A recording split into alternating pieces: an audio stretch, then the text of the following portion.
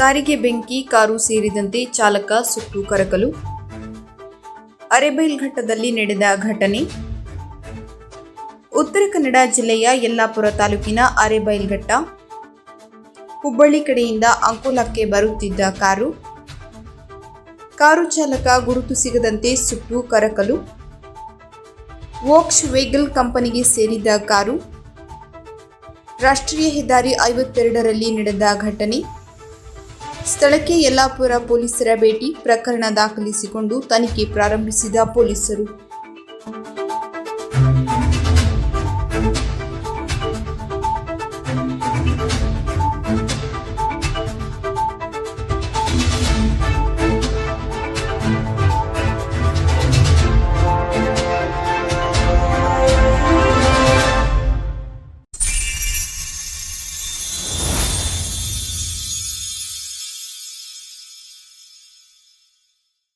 Kadamba news first, ನಿರ್ಭೀತಿಯಿಂದ ನಿಮ್ಮ ಪರವಾಗಿ.